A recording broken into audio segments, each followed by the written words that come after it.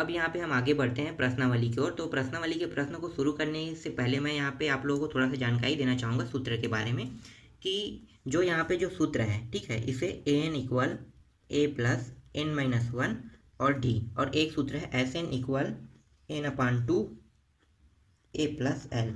इन दोनों सूत्रों का उपयोग कब किया करेंगे? दोनों सूत्र एक जैसे, क्योंकि दोनों में हमें क्या करना है, हमें किसी न किसी मान को निकालना है। तो सिर्फ आपको इतना जान लो कि यहाँ पे d लगा है, ठीक है, और इसमें d नहीं लगा है। तो इस सूत्र को कब उपयोग करोगे? जब यहाँ पे d लगा रहेगा। अगर प्रश्न में d का मान अगर आपके पास निकल रहा है और किसी दूसरे मान को निकालना है, चाहे अंतिम पद का मान निकालना है, a का मान निकालना है या n का मान निकालना है, तो हम इस सूत्र का उपयोग करेंगे। और इस सूत्र का उपयोग कब करेंगे? इस सूत्र का उपयोग तब करेंगे जब हमारे पास Sn का मान दिया हो और बाकी जो मान है उसको निकालना है, ठीक है। तो यहाँ पे इन तीनों मानों को आसानी से हम निकाल सकते हैं, Sn का मान दिया रहेगा। अब ये सूत्र कैसे उपयोग होगा, तो चलो आगे मैं हल करता हूँ, आपको अच्छे से ये समझ में आ जाएगा। तो प्रश्न क्रमांक 6वां है, 1 और 100 के बीच सभी प्राकृतिक संख्याओं का योगफल ज्ञात कीजिए जो 3 के गुणा हो। तो हमें इसमें सिर्फ वही संख्या लेना है जो 3 से गुणा हो सकते हैं, मतलब गुणा का मतलब हो गया भाग, भाग दे दो, तो जो जो संख्या भाग जा सकता है उन्हीं संख्याओं को ले लो। तो यहाँ पे 3 के गुणा में आप सिंपल से कहो तो 3 के पहाड़ा पढ़ सकते, 3 एकम 3 6, 3 तिया 9, 3 चौक 12, तो वो क्या है कि गुणा बन गया। या उस 3 को 3 से अगर भाग दो तो भी वही मान निकलेगा, 3 6 9, तो ठीक है, तो वही संख्या हम उठा लेते हैं। तो यहाँ पे हम एक श्रेणी का निर्माण करते हैं, 3 6 9 और 12, और इसी तरह से जाते जाते 100 के अंतिम पद में जो 3 से गुणा हो सकता है वो है 99। तो पहला पद निकल गया, दूसरा और अंतिम पद। अब यहाँ से हम आसानी से ए और डी का मान आसानी से निकाल सकते हैं। तो ए का मान क्या है, 3 है, डी का मान 6 माइनस 3 बराबर 3 प्राप्त हो गया। तो ए और डी का मान निकल गया। ये क्या है, एनवा पद का हो या अंतिम पद का हो, तो हम यहाँ पे एल के मान से दर्शा लेते हैं। तो एल का मान कितना है, 99। सूत्र बना दो, अब सूत्र में इनको रख लो।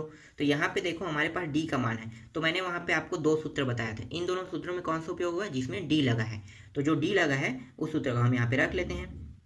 तो ये हो गया एल बराबर ए प्लस एन माइनस वन और डी।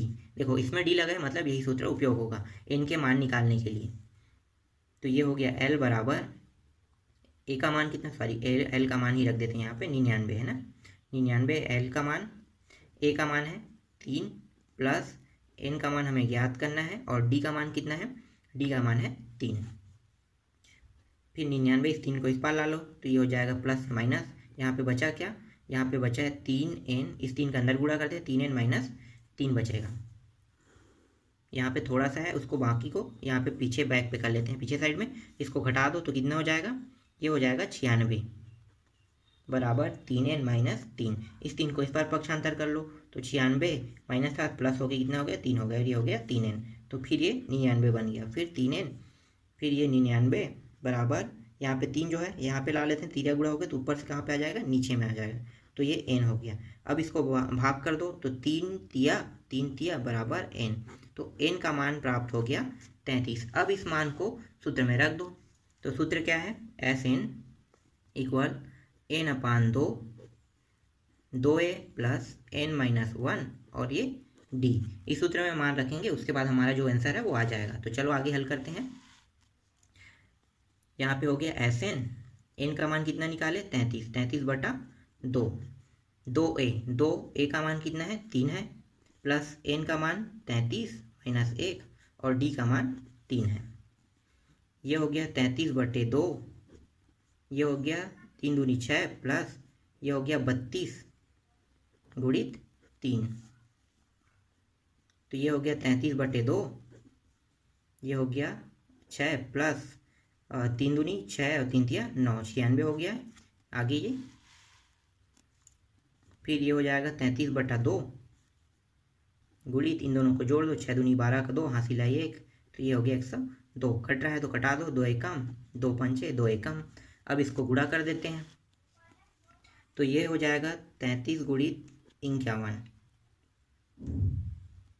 तो इसका आंसर आएगा, तो इसका आंसर आया 1683। तो यही क्या है, हमें ज्ञात करना था, और ये रहा हमारा आंसर। ठीक, यहाँ तक आपको समझ में आ गया। ठीक है, आगे बढ़ते हैं अगले प्रश्न की ओर। 7वां प्रश्न है, 0 और 50 के बीच की विषम संख्याओं का योग ज्ञात कीजिए। इस बार हमें क्या ज्ञात करना है, 0 से 50, सिर्फ उन्हीं संख्याओं को लेना है जो 0 से 50 के बीच में आए और वो कौन सी संख्या है, विषम संख्या। तो उसका भी एक श्रेणी बना लेते हैं पहले। तो 0 और 50 के बीच में जो विषम संख्या वो है 1 है, 3 है, 7 है और 9 है। आगे बढ़े तो और निकलेगा, लेकिन इतना काफ़ी हमारे प्रश्न को हल करने के लिए। और अंतिम से क्या है, 49। ठीक है, तो ये पहला पद यहाँ पे आ गया a, d का मान यहाँ पे निकल गया। दूसरे पद में पहले पद को घटाना है, तो 3 माइनस 1 बराबर 2 प्राप्त हो गया। और यहाँ पे जो दिया है वो l का मान कितना है, 49 है। अब यहाँ पे देखो d का मान फिर दिया है, तो d का मान दिया है, तो यहाँ पे हम nवा पद के n का मान निकालने के लिए किस सूत्र को उपयोग करेंगे, n का मान निकालने के लिए हम यहाँ पे l दिया तो l रख लेते हैं। l बराबर a प्लस n माइनस 1 और d, इस सूत्र का हम उपयोग करेंगे। l का मान कितना है, 49 बराबर a का मान कितना है, a का मान है 1 प्लस n माइनस 1 और d का मान है 2। तो इस एक को इस साइड ला लेते हैं, तो ये घट जाएगा। तो 49 माइनस 1 बराबर, इस 2 को अंदर गुणा कर दो तो 2n माइनस 2 हो जाएगा। थोड़ा सा बाकी उसको यहाँ पे देख लेते हैं साइड में।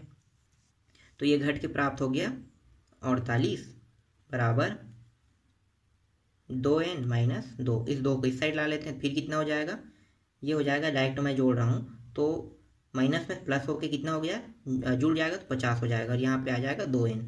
तो ये हो गया 50 सही, 50 इक्वल 2n। 2 को इस साइड ला लेते हैं तो 50/2 हो जाएगा और ये n हो गया। तो यहाँ पे n का मान आ गया 25। तो यहाँ से हमारे पास n का मान निकल गया है। अब हम क्या करेंगे, अब इसको सूत्र में मान को रख देंगे। तो Sn के सूत्र में मान रख दो, तो n/2 2a plus n minus 1 और ये d। तो यहाँ पे Sn का मान निकल जाएगा। तो n का मान कितना है, 25/2, फिर 2, a का मान है यहाँ पे 1 और प्लस n का मान है 25 माइनस 1 और d का मान हो जाएगा यहाँ पे 2। तो ये हो गया 25/2, ये हो गया 2 एकम 2 ठीक है। इसके बाद ये हो जाएगा 24 गुणित 2।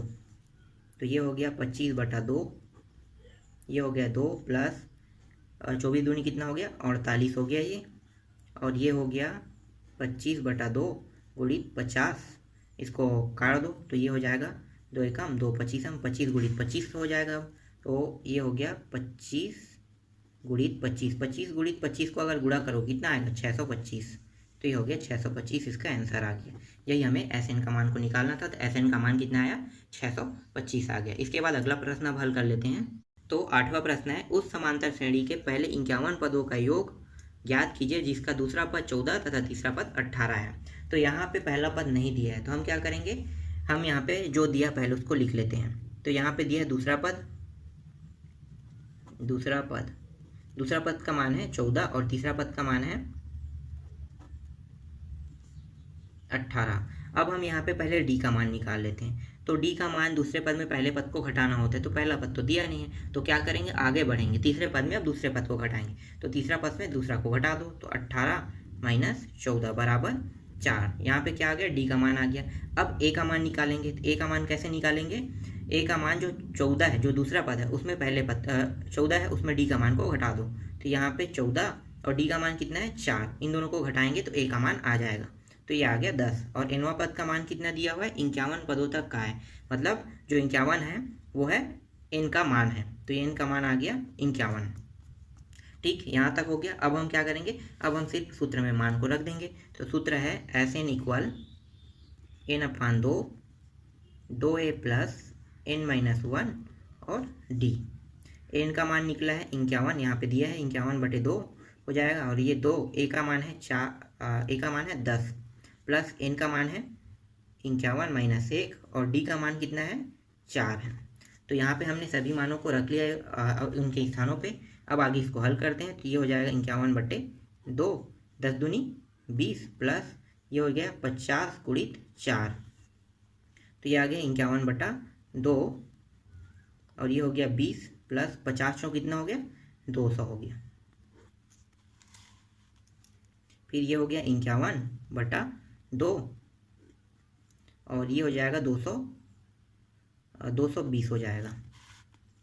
तो 51/2 गुणित 220, दो एकम दो एकम दो एकम 2 शून्य, तो ये हो गया 51 गुणित 110। तो इसका टोटल आंसर आ जाएगा 5610।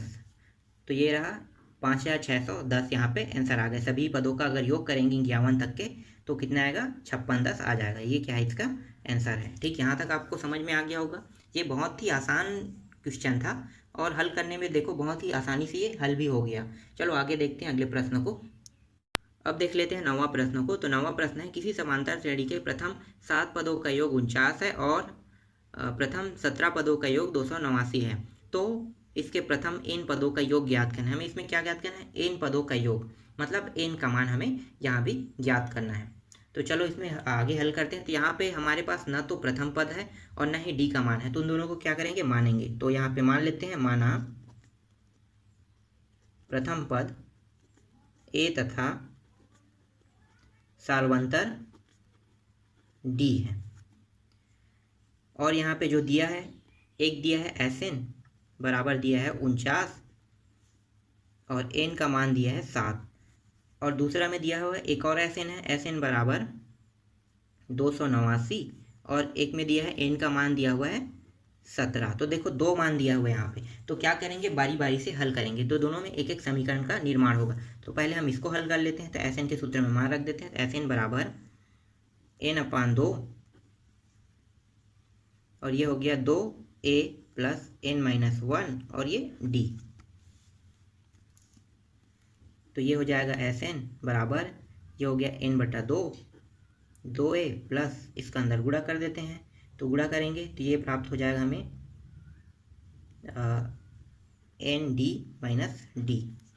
ठीक है, अब जो जो मान दिया है उसको यहीं से रख लेते हैं। तो Sn का मान कितना है, 49, और n का मान कितना है, 7 ये हो गया 2। एक का मान तो दिया नहीं है, तो 2a को जैसा है वैसा रख लो। यहाँ पे n का मान दिया है, तो n का मान कितना है, 7d माइनस d। तो ये हो गया 49 बराबर 7/2, और ये हो गया 2a प्लस 7 से कितना हो गया, ये 6d हो गया घट के। अब ये जो 2 है इसको इस पार ले आते हैं, तिरिया गुणा करके क्या हो जाएगा, मान जो है इस तरह से आ जाएगा। ये 7 भी नीचे भी आ सकता है, तो इस तरह से नीचे आ जाएगा। कुछ नहीं, मतलब क्या है, 1 है। तो ये हो गया 49 गुणित 2 हो गया, ऊपर गया 2 और नीचे आ गया 7। तो यहाँ पे बचा क्या, 2a प्लस 6d बचा। काट दो जो जो कटा है, 7 एकम 7 सत्ते 49, तो ये आ गया 7 दूनी 14 बराबर 2a प्लस 6d। यहाँ पे 2 उभयनिष्ठ निकाल सकते हैं, निकाल दो। तो 2 यहाँ पे उभयनिष्ठ निकाल गए, a प्लस 3d यहाँ पे बचा, और यहाँ पे 14, 2 एकम 2 सत्ते कट गया यहाँ से। तो हमने यहीं से काट दिया। अगर मैं इसको तिरिया गुणा करके याद लाता हूँ तो नीचे आएगा, तो हम यहाँ डायरेक्ट यहीं से काट दिए। ठीक है, इसके बाद यहाँ पे बचा 7 और a प्लस 3d हो गया। इसको हम एक समीकरण मान लेते हैं। अब हम दूसरे वाले का उपयोग करेंगे। तो Sn बराबर n/2, 2a प्लस n-1, और ये हो जाएगा d। Sn का मान कितना है, 289 है, रख देते हैं यहाँ पे। n का मान कितना है, n का मान 17 है, 17/2 हो जाएगा। 2a प्लस ये हो गया 17 माइनस 1, और ये और d का मान हमें ज्ञात करना है। तो d का मान यहाँ पे रख दिए। फिर आगे हल करें तो 289, और ये जो 2 है वो कहाँ पे आ जाएगा, यहाँ पे आ जाएगा तिरिया गुणा के ऊपर में, जैसे पहले की वैसी। और 17 कहाँ पे आ जाएगा, नीचे में। यहाँ पे क्या बचा, 2a बचा, और ये हो गया 16d हो जाएगा। अब ये 17 से कट रहा है तो इसको काट देते हैं। तो 17 से ये कट रहा है कितने बार में, 17 बार में। 17 एकम 17, 17 बार में कट गया ये। तो ये आ गया 17 दूनी 34, और यहाँ पे बचा, यहाँ पे 2 को उभयनिष्ठ निकाल लेते हैं। तो ये बचेगा a प्लस 8d आ जाएगा। अब यहाँ पे 2 को काट देते हैं, 2 एकम 2, 17 बार में कट गया ये भी। तो यहाँ पे a प्लस 8d बचा। तो इसको दे देते हैं दूसरा समीकरण। अब क्या करेंगे, समीकरण 1 में 2 को घटा देते हैं। तो घटा दो, तो यहाँ पे हम लिख लेते हैं समीकरण 1 में समीकरण 2 को घटाने पर।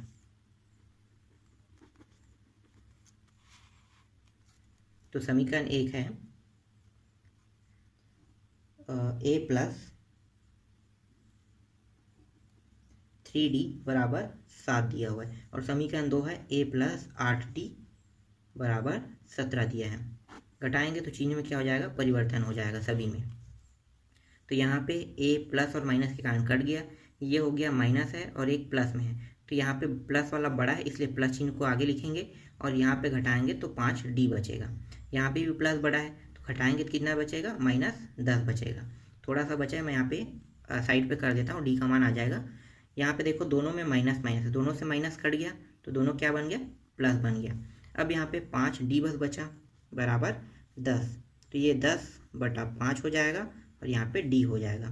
तो d का मान यहाँ पे प्राप्त हो गया 5 एकम 5 दूनी, तो 2 प्राप्त हो गया d का मान। अब हमें सिर्फ a बस का मान और निकालना है, तो इस मान को क्या करेंगे, इस मान को समीकरण 1 या 2 किसी में भी रख दो, a का मान आ जाएगा। तो चलो आगे हल करते हैं। तो हम यहाँ पे a के मान को समीकरण 1 में रख रहे हैं, तो समीकरण 1 है a प्लस 3d बराबर 7 है, तो a प्लस 3 और d का मान कितना निकाले, 2 बराबर 7, तो ये हो जाएगा a प्लस 3 दूनी 6 बराबर 7। तो a को 6 को उस पार पक्षांतर कर देंगे तो ये हो जाएगा 7 माइनस 6 और यहाँ पे a बराबर 1 प्राप्त हो गया। तो a और d का मान निकल गया और हमें क्या ज्ञात करना था, हमें n का मान ज्ञात करना था। अब हम क्या करेंगे, अब हम सूत्र में मानों को रख देते हैं। तो सूत्र है, यहाँ पे मैं साइड पे कर लेता हूँ, बाकी थोड़ा सा बचा है उसको। सूत्र है Sn बराबर n/2 और यहाँ पे ये हो जाएगा 2a प्लस n-1 और ये हो गया d। तो यहाँ पे हम जैसे ही मानों को रखेंगे हमारा आंसर आ जाएगा। तो हमारे पास Sn का मान तो नहीं दिया है, तो हम क्या करेंगे, Sn का मान को जैसा वैसा रखेंगे। n का मान हमारे पास नहीं दिया है, जो मान दिया उसको लिखते जाते हैं। n/2 और ये हो गया 2, a का मान है 1 प्लस n-1 और d का मान है 2। तो ये हो जाएगा, आगे हल करते हैं। तो n/2 यहाँ पे 2 हो गया प्लस इस 2 को अंदर गुणा कर देते हैं, 2n-2 हो गया। तो यहाँ पे देखो प्लस माइनस में है तो यहीं से काट देते हैं इसको, तो ये हो जाएगा, आगे अंदर गुणा कर देंगे इसको, तो ये हो गया n कितना हो गया, n का वर्ग और 2 और बटा 2 बचेगा, 2 एकम 2 कट गया, तो यहाँ पे मान कितना आया, n का वर्ग आ गया। और यही हमें क्या करना था, ज्ञात करना था। तो ये हमारा आंसर है। n पदों तक योग ज्ञात करना है, तो n पदों तक योग यहाँ पे निकल गया n का वर्ग। ठीक, तो ये रहा हमारा आंसर। बाकी जो प्रश्न है उसको हम लोग अगले पार्ट में हल करेंगे, क्योंकि